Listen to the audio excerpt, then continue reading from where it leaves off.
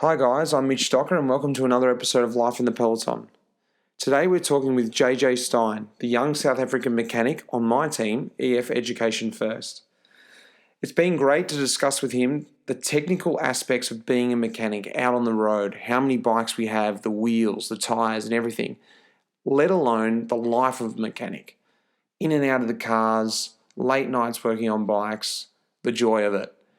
So that's coming up in the episode. But before we can get to the episode, I'm happy to announce that Life in the Peloton has partnered up with the podcast platform Wide Angle Podium.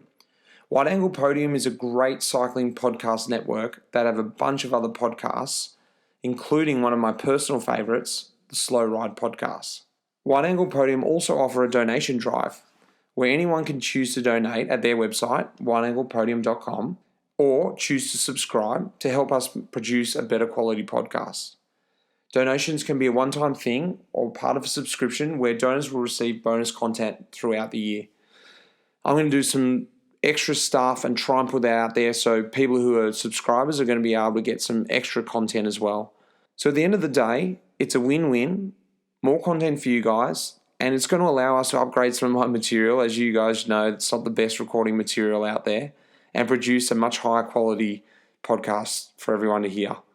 I'd love to get your support, and this is your chance to give something back so I can keep giving you the insights to what life is like in the Peloton. So make sure you go over and check out their website, Wide Angle Podium. Check out their other podcasts at wideanglepodium.com. Okay, now on to the podcast. I hope you enjoy it. Without further ado, I bring you JJ the Mechanic.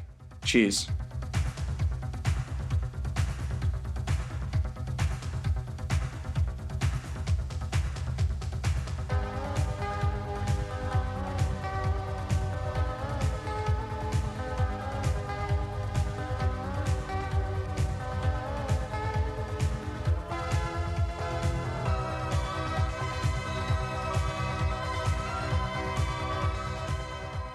All right, so we've got another technical one here today. We're talking with Jac Johann Stein, and he is our mechanic on EF Education First, and this is your second year as a pro mechanic in the World Tour, is it? Yeah, that's my second year. But how many years have you been a mechanic for now? Run me through your mechanic lead up to now.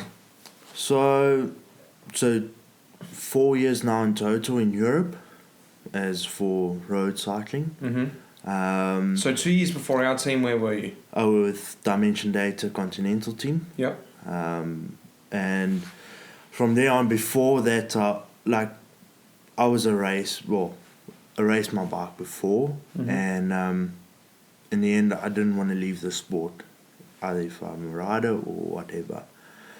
But then before, I was always in cycling. I've done 8 Absa Cape Epics as a mechanic. Yeah. 8. Wow. And I started into probably the age of 11.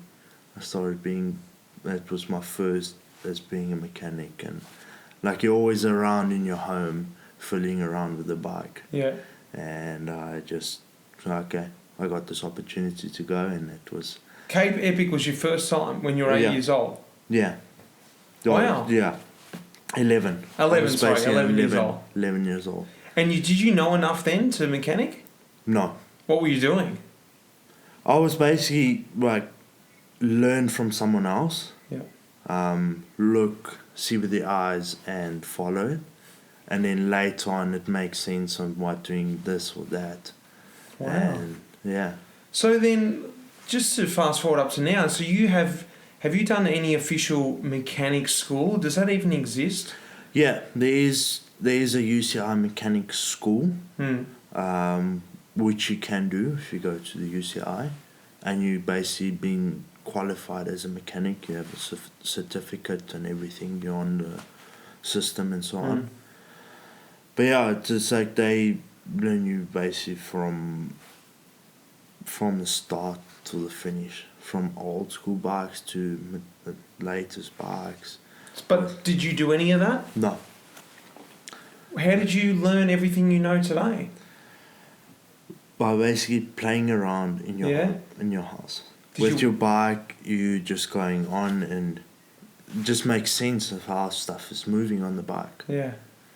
And being interested and having that mindset yourself that you wanted to mechanic your own bikes the correct way. Yeah. Also, like, my main thing is, like, as a racer, I always were back in my mind, like, you know, if this goes wrong, I can do this or that.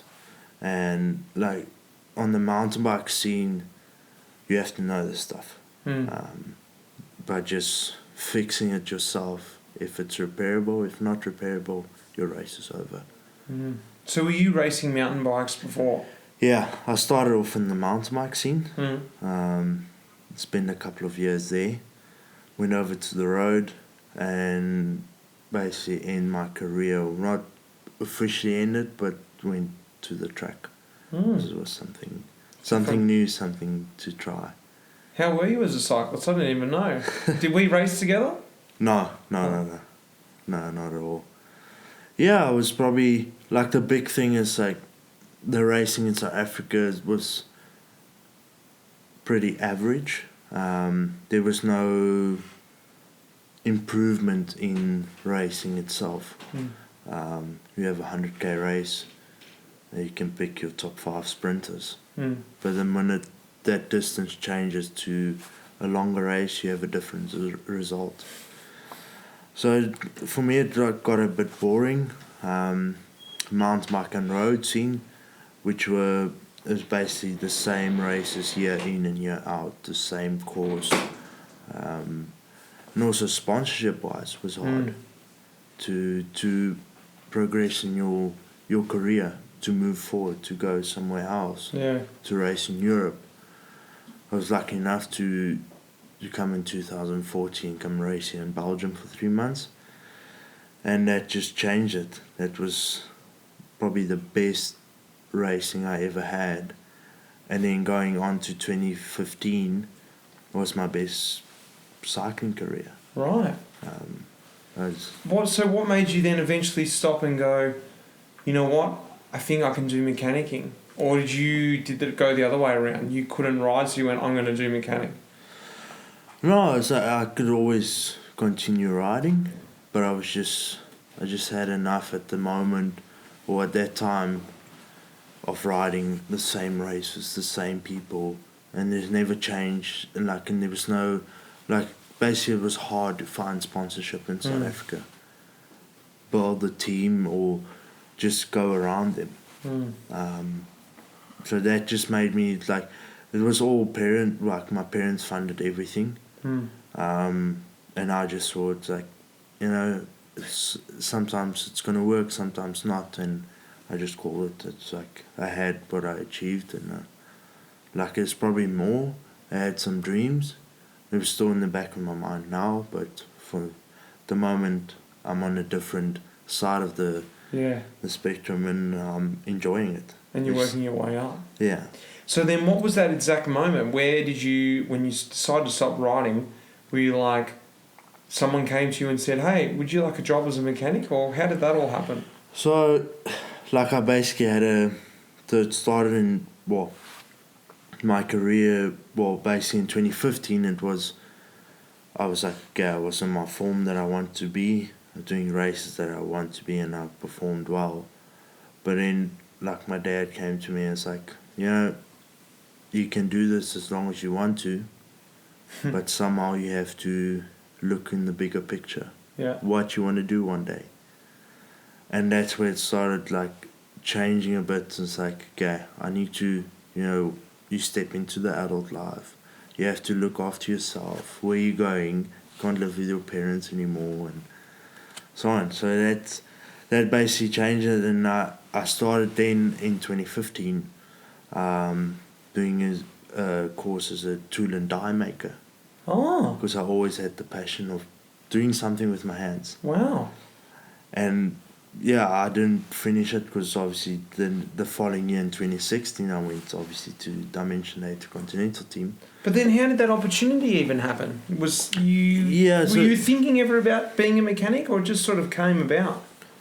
Yeah, obviously through the 8 years of the Absa Cape Epic, it was, it always had the passion for it. and I sort of just, okay, I got this opportunity. Basically, they asked me, and I was like, yeah, sure, because I obviously worked beforehand with the team when they were still empty in Quebecer. Yeah. And then it's like, okay, yeah, I'll see how it goes, and then it progressed from there on. One thing led to another. Yeah, it was basically, they asked my brother-in-law, that's racing for Dimension Data at the moment, and they asked him, oh, yeah, do you know someone? And he said, yeah, just ask my brother-in-law. And they asked me, I was like, oh, okay, yeah, let's go. It's a trip to Europe, it's you can experience the world and you go forward.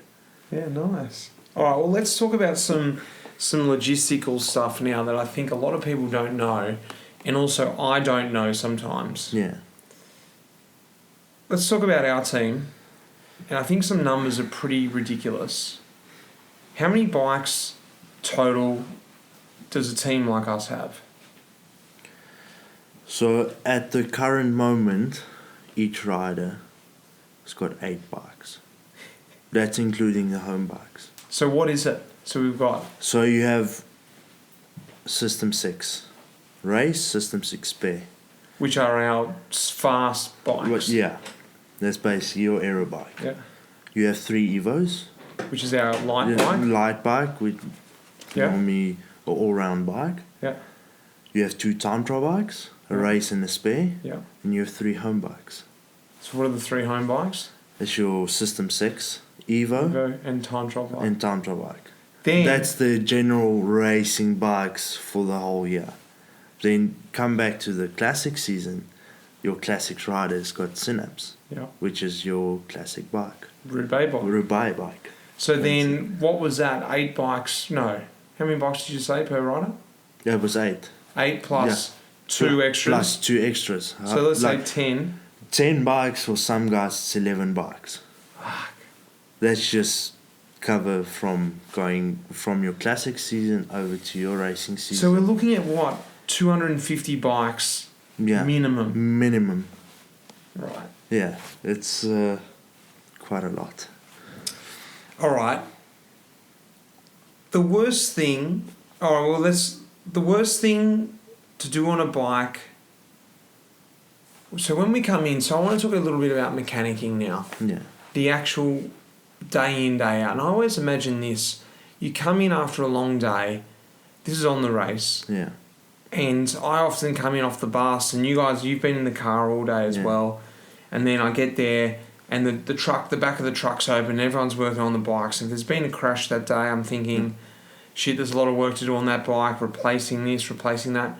What actually is the worst scenario to do on a bike one night after a long day? Rebuilding a bike. From a crash bike, because that's the only moment it will happen if you have to rebuild the bike. And the next day it will be perfectly as the day before, or the position, everything is functioning as it should be. So when you say a rebuild, just say someone's broken the frame in half, do you have to strip the whole bike off and put on a new frame? So if it's a broken frame, it's normally caused by a crash. Yeah. Normally. That's basically you rebuild the whole bike. So new frame, new stem, new handlebar, seat post. Change levers, all the cabling over. Cabling, levers, front derailleur, rear derailleur, pedals. What are we talking about for a rebuild time? It depends on which bike it is. Okay, a standard bike. The Evo. Standard bike, I should say, like if you have time in your hands, 2 hours. Wow. But that's going into like it's race, like all bikes we build is race ready. Yeah. But it's like the finer detail that matters. Yeah. And that's normally after a long day, like you said, like some of the finer details you can miss. Yeah. Sometimes. And can frustrate you, I can imagine. Yeah. Because also like the next day it will cause you problems. Yeah. If you didn't do that the night before, it creates something else to the next day. Because I had written down there changing bars, and I can imagine if you have braking of bars, which you're probably not going to have because the bars, I imagine, are really annoying to change because you've got the levers, you got to put the cabling in, you got to take the bar tape off. I just imagine that would be the worst part to change. In the car, now I find this really interesting. A day in the car. Yeah. It's a long day. It's a long day. Tell me about a day in the car. It's a long day, like you said. There's many things that can happen. If I take Flanders, that was a long day in the car. But a day that ended well and started well for us. But there's so many things. Why did it start well? I told Andreas the night before we had this feeling, like tomorrow's the day. I told him when we start the classics, there's going to be one race that we will get. So either a big one or just a race. Yeah. He's like, okay. And the night before I told him, he came to our garage, we were working. I said, tomorrow's the day. We're going to have it. And that just started, okay, everyone must have that feeling that tomorrow or the bike race is going to have something. And that just like in the car, nothing changes in the car. Yeah. Like you have the race radio, you have rider radios, you have sometimes car-to-car radio. All those things in mind, but also the different languages over the race radio they speak with the different numbers, time gaps. That's a lot if you're not used to the languages to pick it up. That's something like I had to learn as being in the car. Yeah. Different languages, obviously in Belgium and in Holland. Are you learning are you understanding the languages now? No, it's coming better and better and better. Is that part of your job, jotting down numbers and understanding the race radio? Yeah, so basically, like, the director always driving the car, he's doing the tactics. For me, as in the back seat, bidons, race radio, numbers, time gaps. And really? Then we can start looking. I give information to him. We have X amount of riders in the breakaway from this, and this team. And he starts, okay, we have to you guys, say, maybe we have to change this, put 1 or 2, 3 guys in front. I didn't actually know you had to do the numbers from the break. Yeah. Have you missed a few numbers along the way? Depends on which language it is. French is very difficult because there's a lot of changing, but like from my first race of being in the car, the French numbers, I didn't know what to do. So what did you do? I was waiting. So normally if it's a UCI, well, all the races are UCI, but mainly there's 3 languages. Depends on the race radio. But they always will have English in. So you wait for the English ones to come through? Yeah, and then slowly start. But now you can actually get it before you have to wait for the English numbers. Yeah. So now I'm started writing down what I hear, and then double check when the official language or my preference of language comes through, which is a big thing because like sometimes you guess. It can be a big thing too because if we hear the wrong number up there, that can change the race. We need to get that break back, and then you just like, and we might even ask you double check. Are you sure? And then you're like in the car going, I am sure. I heard that. Yeah. So we had like one race, which said it's like one of our guys were in there, and he weren't supposed to be in the breakaway, and then they corrected over the race radio. It's rider or number this, right? And we're like, okay.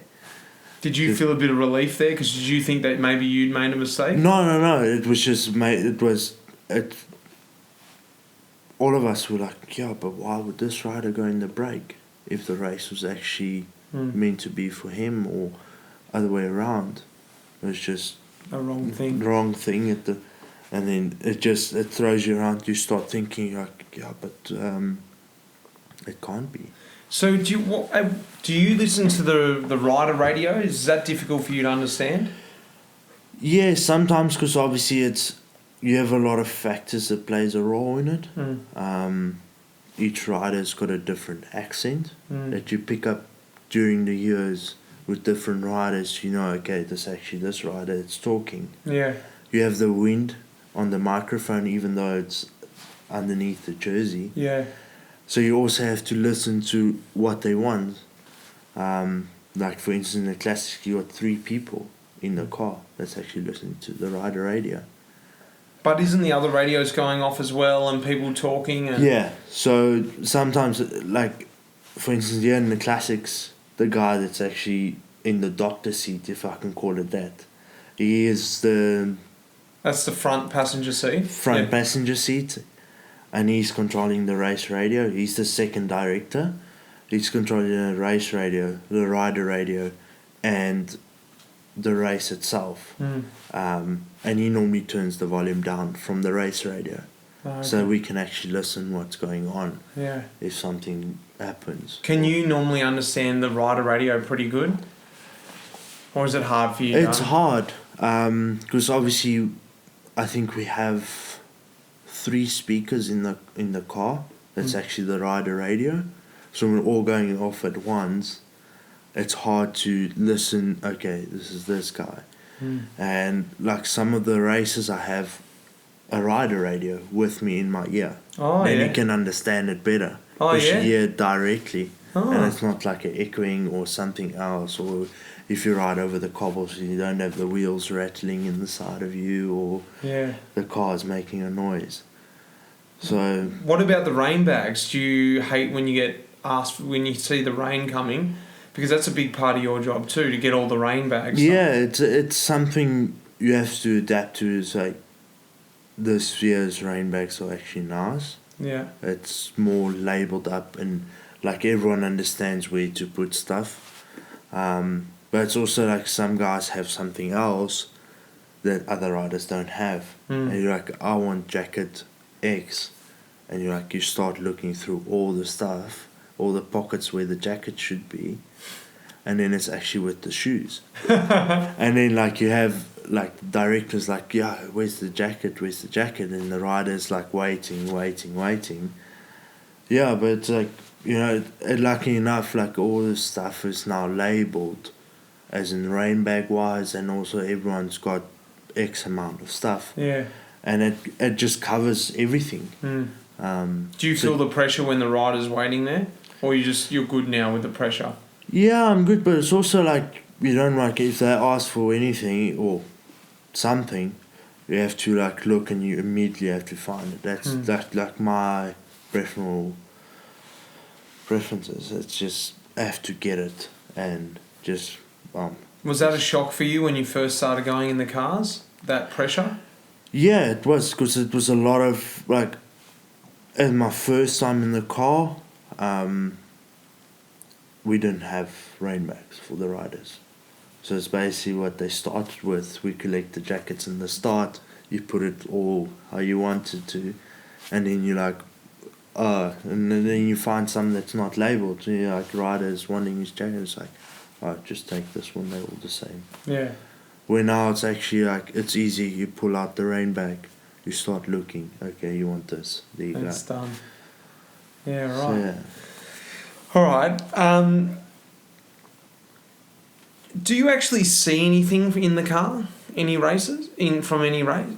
Any part of the race? It also depends on the car number we have. But most of the time, we have TVs in the car. And we can watch the race without being in the front or the third car normally in the race, because that's car number 1, to see the race actually unfold and how they go. But do you look out the window when you're car number 1 and have a look at the race or not? The car normally drifts to a side, whichever side. Yeah. And we can see what's happening and who's there, who's not there. But the main picture or the best quality of the peloton is from the TV. Is from the TV.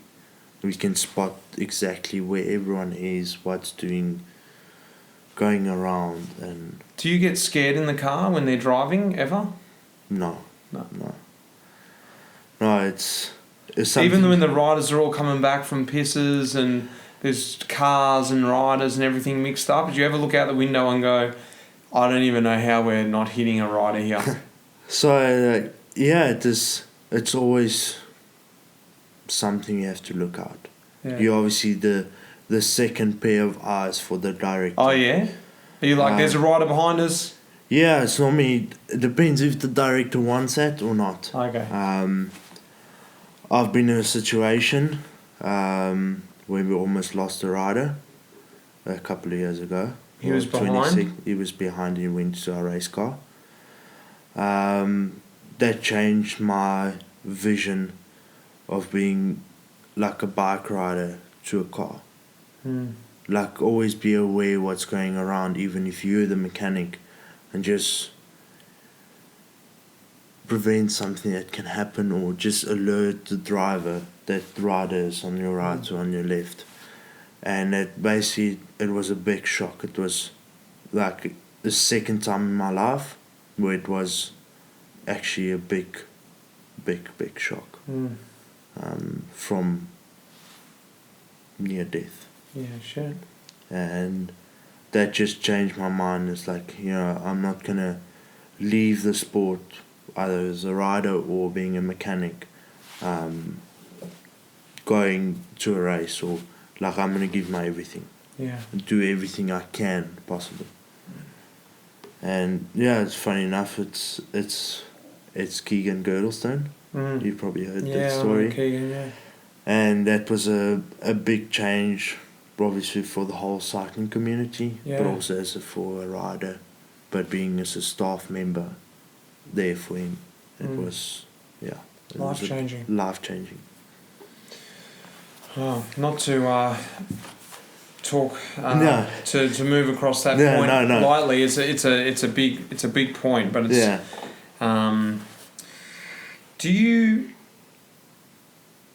what do you feel about hanging out of the window there when you're changing the stuff and putting the old oil on the chain? Yes. What are the tricks of the trade of getting us back? Yeah, there is some tricks you can do.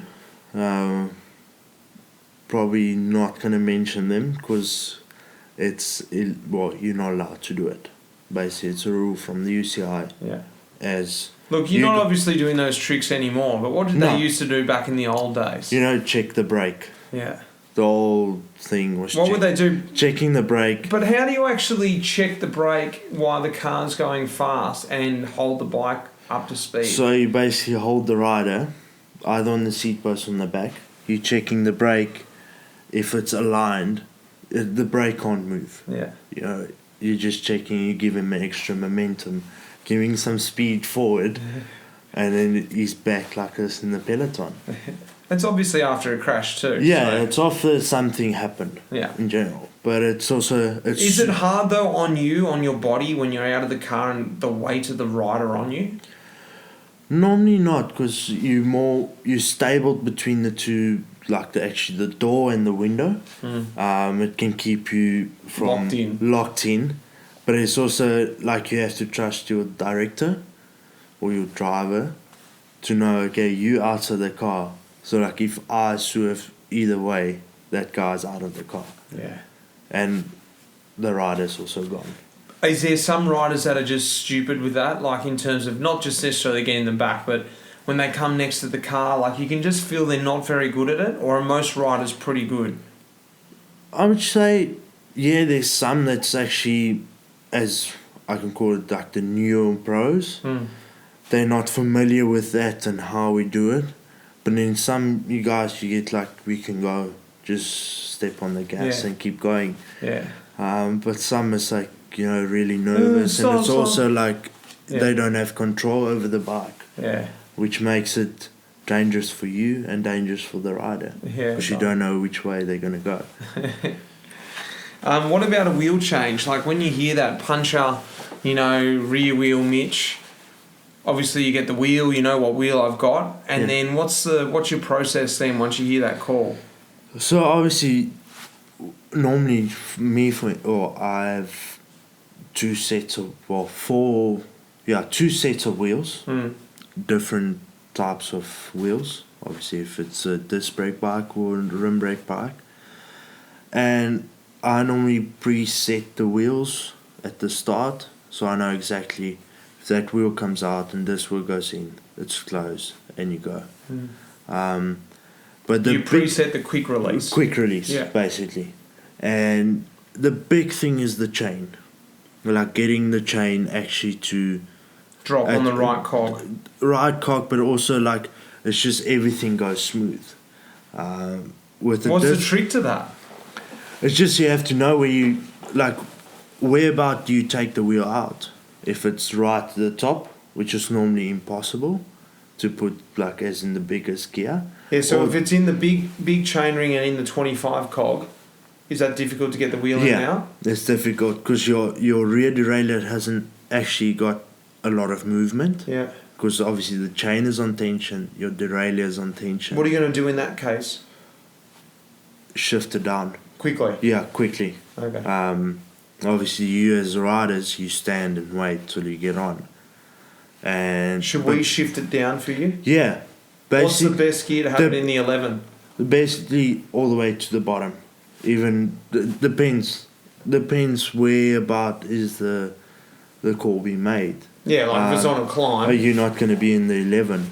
In the 5311, it's not going to get you very far.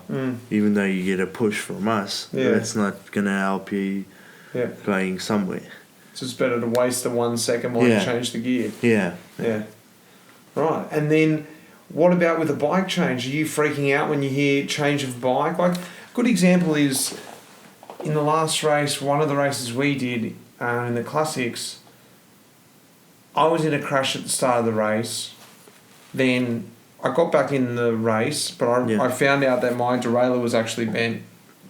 So I came back to you, and you had a look at the derailleur, and I was asking you out the window, can you bend it back yourself? And you were like, I can't do that while we're going. We're going to have to stop. So we stopped. You try to bend it back quickly, and then I remember our director was like, we got to go, mate, because we were stopped on the side of the road for 30 seconds and we were out the back of the race. Yeah. So we chased back on, and then I said, we're going to have to do a bike change. So we stopped again, and at that moment there, what do you have to do for a bike change? You look at where the bikes are? Or so normally we have, beforehand, when we load the cars in the morning going to the bike race, we have an allocation. If it's a single piece of paper, if it's a little card that you write on to know exactly where the bikes are from each different rider. And that just brings you a step forward going to the bike race, knowing if, for instance, you scoring your bike, you know exactly it's in the middle, front, on the right-hand side. Like back in probably 3-4 years ago, there weren't any complete 8 bike racks on the market. Where that's a new thing that came in about last year. You have 8 complete bikes now. Oh, I didn't know that. Yeah. So every rider has a complete bike. Complete bike. I thought there was still 2 bikes in the middle without a front wheel. No. So that basically changed for us. We have 8 complete bikes. Huh. So that's a big thing. It's a big help, especially changing a rider's bike that's in the middle.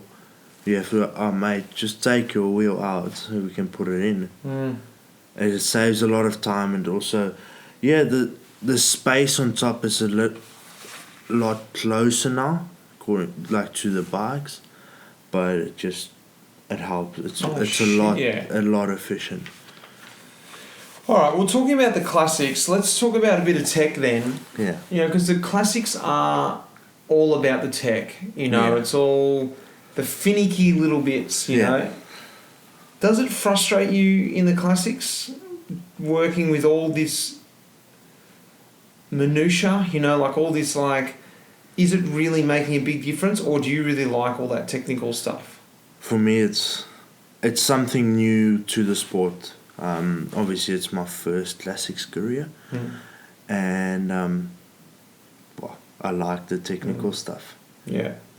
Coming from, from the mountain bike background, where there's a lot in mountain biking and to road, it just brings you back to being yourself, and like you have to be extra careful to what you do or point whatever bar of a tire of pressure. That's the thing you have to look on, and you have to everything like possible you have to look after. And you enjoy that? I enjoy it. You don't mind all this stuff? It's for me, it's like interesting. It's a challenge, if I can put it that way. So what is the difference between a normal road race and a classics race with the tyres? What do you do differently?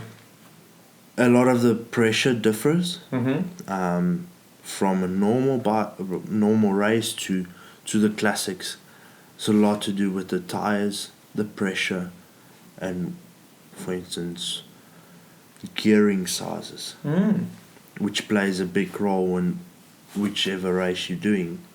So for a race like Paris-Roubaix, do you run a straight block on the back in terms of from the 11, 12, 13, 14, 15, 16, 17, 18, 19, 20, 23? Is that what a Paris-Roubaix cassette looks like?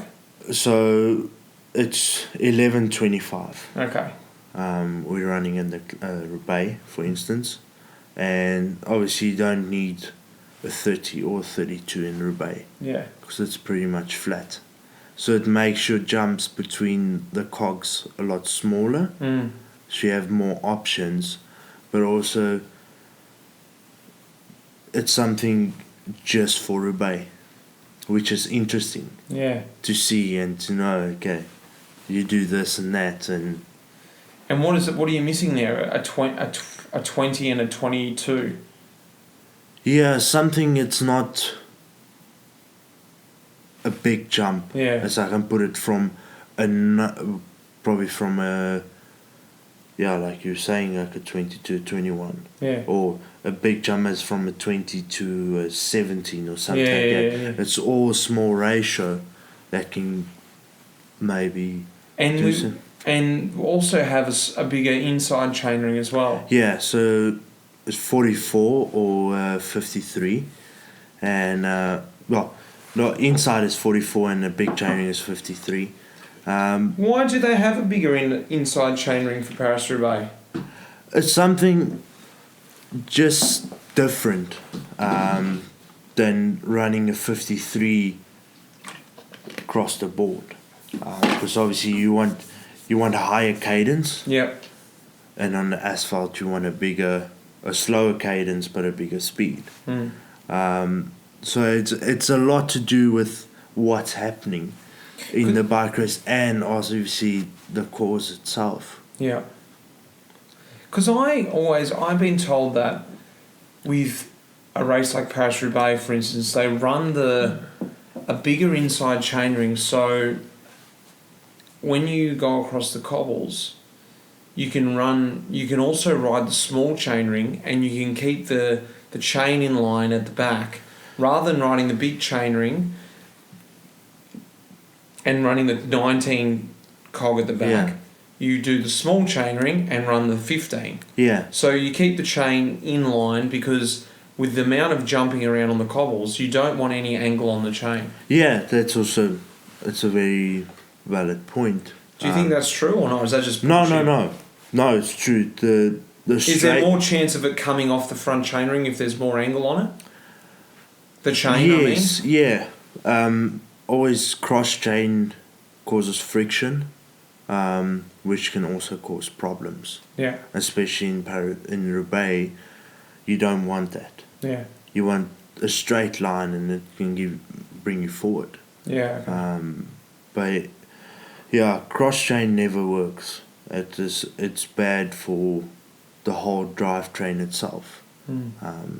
Where a bigger inner ring makes it more, you can use your whole block at the back but also run a straight line. Yeah. Which is good for Roubaix. Yeah. With the amount of cobbles, the sectors, everything just plays a big role on your drivetrain. Yeah, exactly.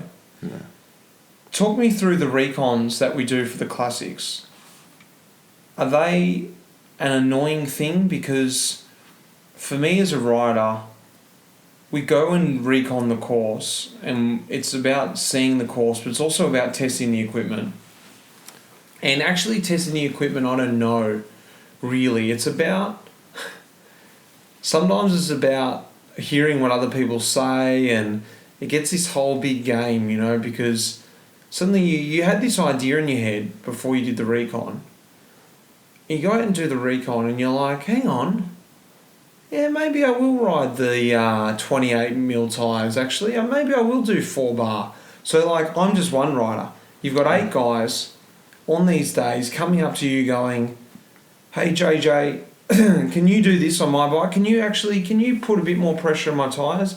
Can you drop the seat a little bit? Oh, actually, can you put the seat back up? What are those days like for a mechanic? It's basically, it's a testing day. Yeah. Or it's just a testing day. As in equipment, as in pressure-wise, you have failures maybe on the recon days with the bike itself or any other thing. But it's something that also prevents you from not having that in the race. That you can cure going forward. Is it testing for you though, mentally? Like, okay, mate, I'll do it, or are you just completely fine with it? No, it's fine. It's at least you know it's going to happen now and not in the race. Oh, yeah. Which is a big thing for us because you don't want that situation in the race, which is something. Do you feel bad when stuff goes wrong with a bike and you think, I know it's probably not my fault, but something's happened with the bike and I just feel bad anyway? Yeah, I do. Like, I feel bad because, like, for me, it's like, you know, the rider couldn't do this because of the bike. Yeah. And it's like, without a bike, the rider's going nowhere. Yeah. And that's why I was like, I always make sure I have everything covered to give the best to the rider because I know they will give the best to us. You hope that. You hope that, but it's also even not, it's still, you know, a happy rider is a happy mechanic. Yeah. That's true. That's true. So today, as in today's day and age, there's so many bikes, so many wheels, so much selection. Do you think that's a good thing or a bad thing for a mechanic, or in general? Yes and no. No, because there's no going forward way, as in what is the ultimate bike for all around. There's always this, always that. But in, like, yes, it's something that you guys use which will be available for the public. And that's in the other swing of things for the manufacturers to make money, to sponsor the teams. Do you like working on all the different styles of bikes? Does that excite you? That you're not just working on one bike? It's exciting to work on a System 6, an aero bike, and then suddenly the next day you're working on a Synapse, which is a Roubaix bike. Yeah, it's something different. It's, for me, it's like, as I said, it's like always a challenge. There's always something new to a different bike that you're not aware of or you don't know, and you pick it up going forward. And now you know the next time when you work on that bike, you're like, you know, yes, look at this. It's making you a better mechanic. It keeps the job interesting. It keeps it interesting, and it builds your mechanic background a lot better. With working, if you have just working on a bike for your whole career, and working on different ones, you learn with every bike there's something else. There's like a trick of the trade. Yeah. Basically. Well, speaking of different bikes, I'm thinking about the worst possible day for a mechanic has got to be the team's time trial day. What is that day like? That day is busy. It's not just one rider or 7 riders. it's 7 riders at one time. Yeah. Which goes into a lot of preparation, getting all the bikes ready as for the race, the spare bikes, and know everything is going smooth. All bikes are in the correct measurements according to the UCI measurements. Because that can also be, you can measure it wherever in the hotel or in the service course, but the jig stands as the jig from the UCI. Yeah. It can never change. If it's not in the limits, it's not in the limits. So you have to change it if it's wrong. Have you had one? Because to explain to everyone who doesn't know, a time trial bike has to fit inside the UCI regulations. Yes. And the bike has to be measured how long before the start? So normally we have a pre-check. Yeah. Which is not the official check. So the official check is normally when the rider goes to the start. Which is about 5 minutes before you start. Before you start. But the pre-check is like when the jig is open and there's officials there to check the bikes. We normally go, we check every bike. If we have to change stuff, we change it. If we're not, we leave it as is. Which saves a lot of time, 5 minutes before the start. But also it keeps the rider calm. It's you don't have the stress of like, my bike is not working. Have you ever had a bike 5 minutes before the start not fit? No, not yet. Is there between the mechanics, because between the riders, obviously it's a pretty small bunch at the end of the day. Is it between the mechanics? I'm thinking it's even a smaller crew. Is there a bit of reputation between all the mechanics? You know who the good mechanics are? Is there a bit of a king of the mechanics? Normally, yes. You normally have you have experienced ones and you've non-experienced ones. You basically can see it like as a book. You can't. What? When out on the road, or how do you see it? Like just in general, the work quality, going into the details of the bike, so you can pick it up immediately. When you see other teams' bikes? Yeah, like for me, like the big thing I can pick it up is bar tape. Yeah. If it's rolled, the spacing is exactly the same compared to it's just been wrapped on and crappily wrapped. Yeah. But then it can have a perfectly functioning bike. Yeah. But for me, it's just like, if you put all that last detail into that, okay, this guy's knowing what he's doing. Yeah. That's a good one. Yeah. All right, we've got a few questions that people have sent in. First one here.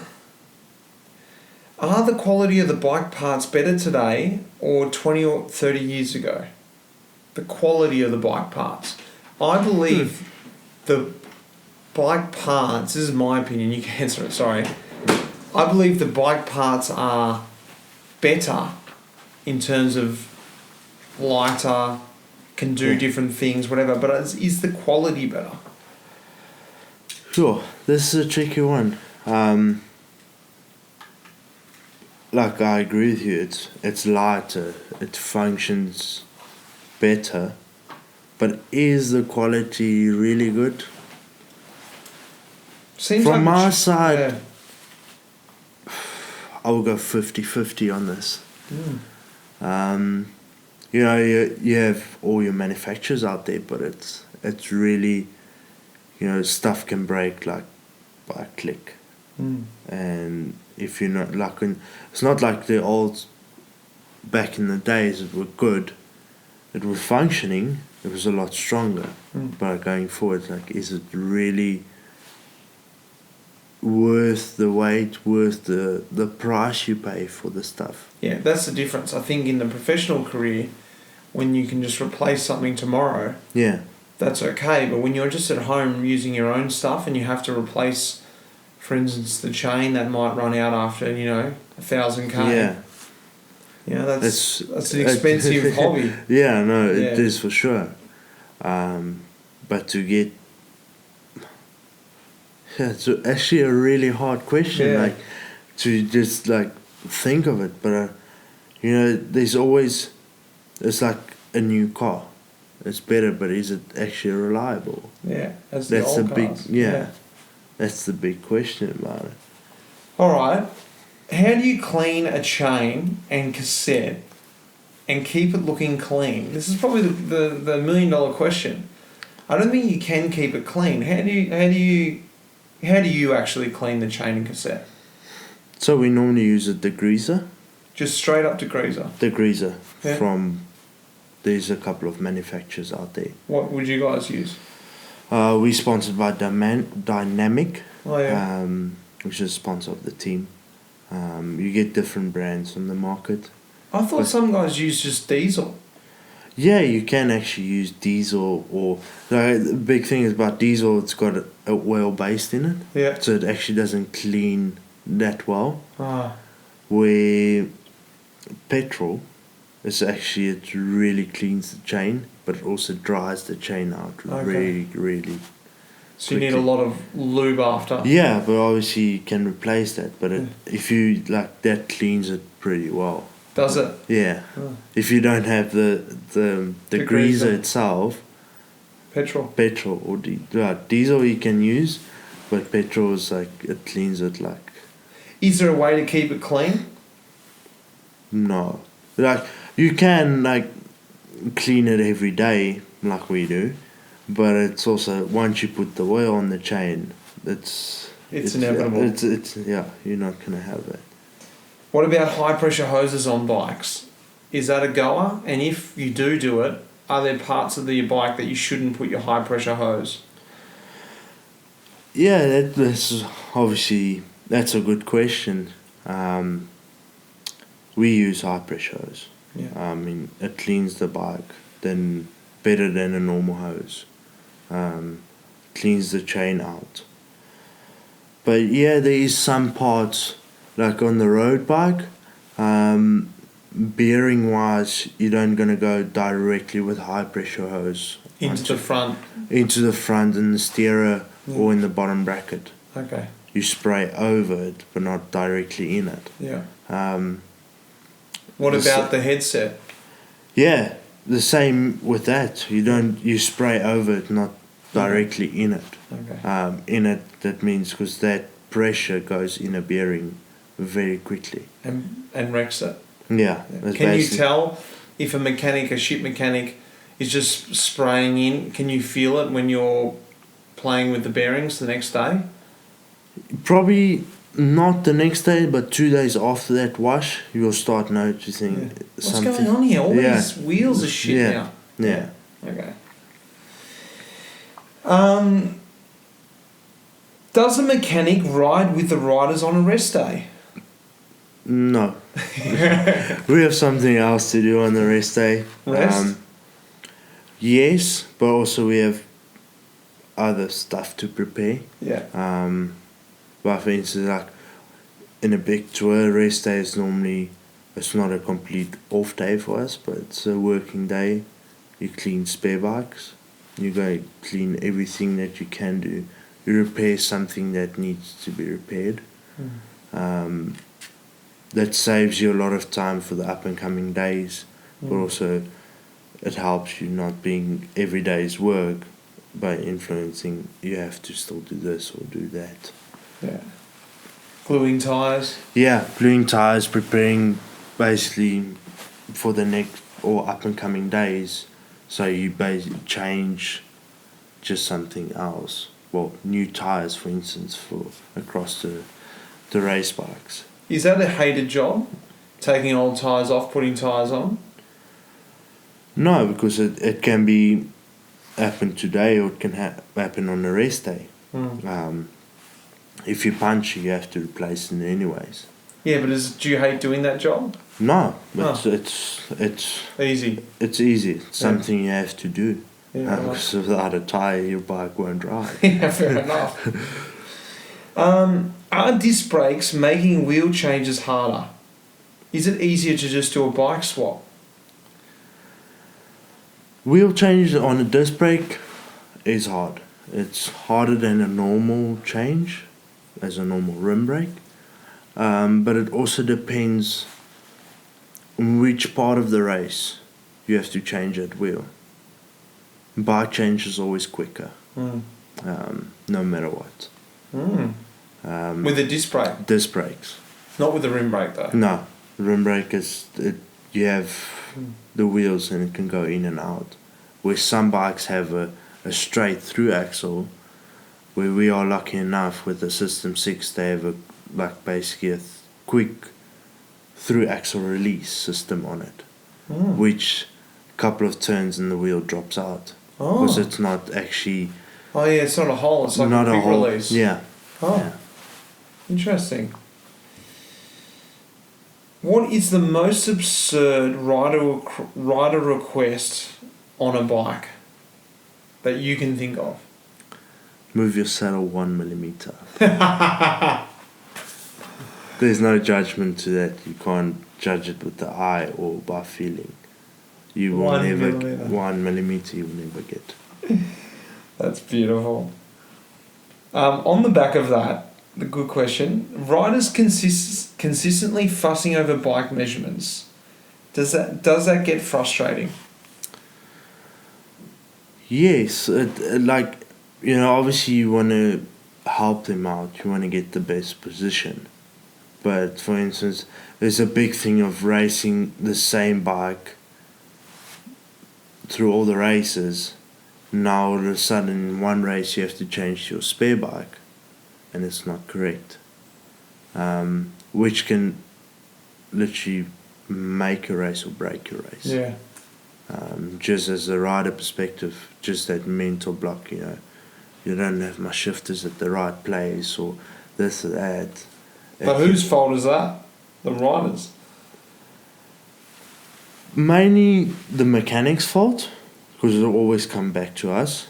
But if a rider changes something else in a different race and he's coming in for this race, and he gets this bike and it's not correct, He should have told the mechanics. Yeah. Yeah. To know exactly, okay, now I'm actually riding my shifters a little bit to the left or to the right or inside or a little bit up or down, which can affect you as a rider. Yeah. Well, on that, how do you keep track of all the different bike positions? So we basically have a measuring sheet for each and different model, different models of the bike. And if stuff gets changed, or for instance, material-wise change as handlebars or stems,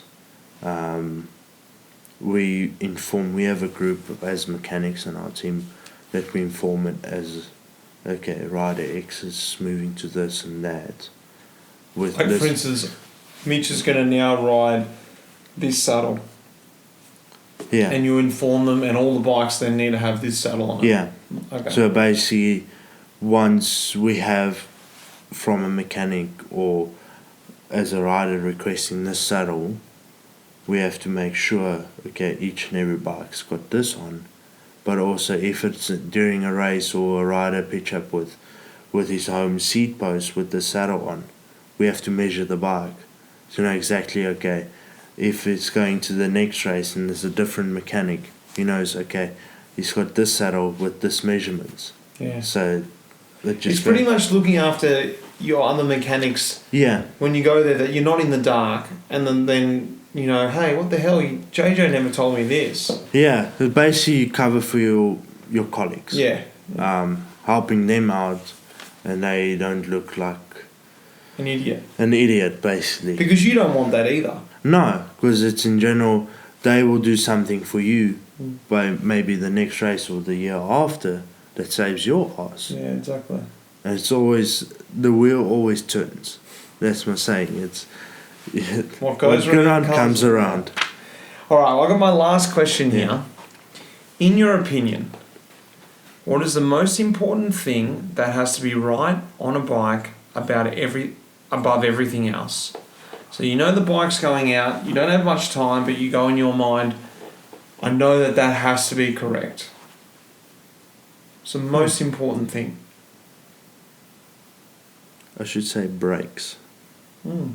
Brakes is the most important for me. Because without that... What happened to my brake yesterday? my rear brake wasn't working. Yeah, obviously, like, that's why we have recons. to solve the problems like that. But for me, it's like, if you don't have brakes, good luck. What about the gears? They've got to be charged up. Yeah, but you can still manage. You can still go forward. Yeah, that's true. But you could, like, you have to stop in somehow. If you stop with going into a wall, you stop by having brakes. You have to stop. You're lucky we had 2 brakes on the bike. I still had one. Yeah, for sure. Mate, well, thanks for coming on the podcast. Oh, thanks really for appreciate having me. it. Yeah. Hope everyone enjoys your knowledge. Yeah, well, thank you for having me. Cheers. Cheers. Well, I hope that gave you a little insight to what life is like on the road as a pro team mechanic. Make sure you go and check out Wide Angle Podium, like I said at the start of the episode, at wideanglepodium.com, and check out some of their other episodes there too. Once again, I want to say thanks to my producer behind the scenes, Lara, for helping me put things together. Until next time, guys, thanks for tuning in. I'm Mitch Stocker. Cheers.